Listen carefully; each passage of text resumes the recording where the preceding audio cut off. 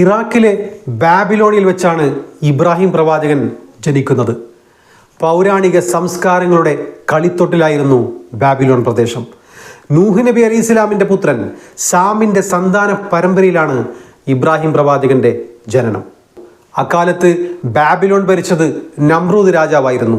Tigris Euphrates നദികൾക്കിടയിലുള്ള Mesopotamia എന്ന പ്രദേശം വളരെ ഫലപുഷ്ടിയുള്ളതായിരുന്നു.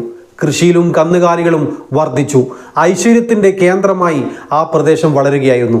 അതുകൊണ്ട് ലോകശ്രദ്ധ അങ്ങോട്ട് ആകർഷിക്കപ്പെടുകയും പല രാജ്യക്കാർ അവിടെ എത്തി ധാരാളം തൊഴിലവസരങ്ങൾ നേടുകയും ചെയ്തു. ജനങ്ങൾ കഠിനാധ്വാനം ചെയ്ത് മെസോപ്പൊട്ടേമിയ എന്ന പ്രദേശം അതിവേഗം വളർന്നുകൊണ്ടിരുന്നു. അങ്ങനെ ചരിത്ര പ്രാധാന്യമുള്ള ഈ പ്രദേശങ്ങളെല്ലാം ഉൾക്കൊള്ളുന്ന രാജ്യത്തിൻ്റെ ഭരണാധികാരിയായിരുന്നു നമ്രൂദ്. കാഴ്ചക്കാരെ അമ്പരപ്പിക്കുന്നതായിരുന്നു രാജകൊട്ടാരം. പ്രൗഢി കൂടിയ ആരാധനാലയങ്ങൾ സ്ഥാപിച്ചു.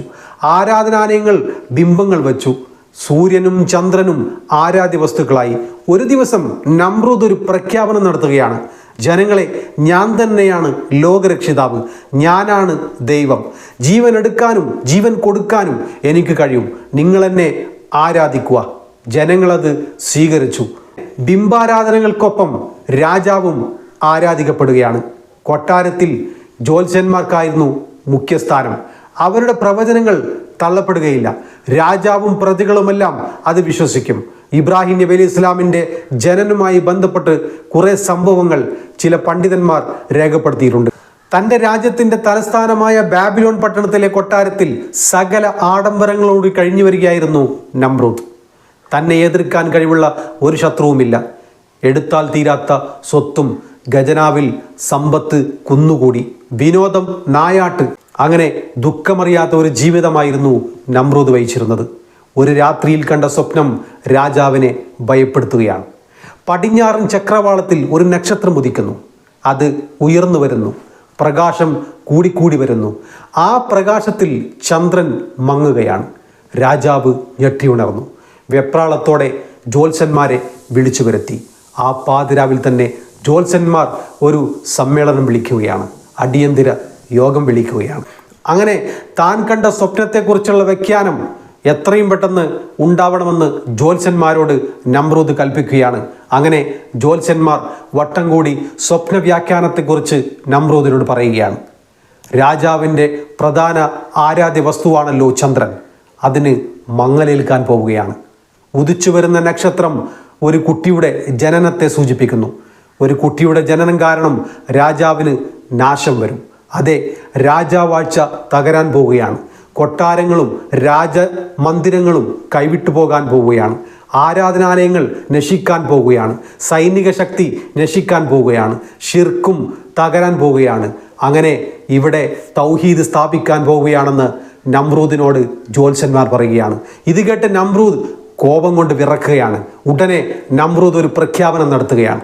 ഈ രാജ്യത്ത് ഇനി ഒരു ഭർത്താവും ഭാര്യയോടൊപ്പം ശയിക്കരുത്.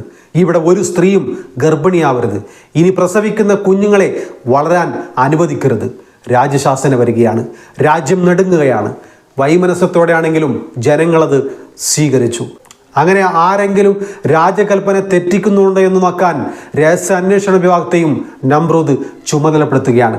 അങ്ങനെ ഓരോ വീട്ടിലും രഹസ്യാന്വേഷണ വിഭാഗം തങ്ങളുടെ ജോലികൾ നിർവഹിക്കാൻ പോവുകയാണ്. അങ്ങനെ ഓരോ വീടും അവരുടെ നിരീക്ഷണത്തിലായി. ഇതിനിടയിൽ ഇബ്രാഹിമിൻ്റെ മാതാവ് ഗർഭം ധരിക്കുകയാണ്. മാതാവ് ഗർഭിണിയായി.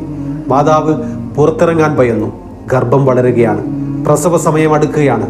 കുടുംബത്തിൽ ഭയവും വെപ്രാളവും നിറഞ്ഞു നിന്നു. രഹസ്യം പുറത്തായില്ല. അങ്ങനെ ഇബ്രാഹിമിൻ്റെ മാതാവ് ഇബ്രാഹിമിനെ പ്രസവിക്കുകയാണ്.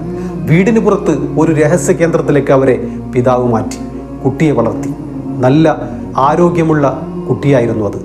വളർന്നു വന്നത് മുതൽ ബുദ്ധിശക്തി, ബലം കൂടിയ ശരീരം, അസാധാരണമായ വേഗത്തിലായിരുന്നു കുട്ടിയുടെ വളർച്ച. ഇബ്രാഹിം രഹസ്യ കേന്ദ്രത്തിൽ വളരുകയാണ്. നമ്രൂദോ നമ്രൂദിൻ്റെ ആൾക്കാരോ ഇതൊന്നും അറിഞ്ഞില്ല.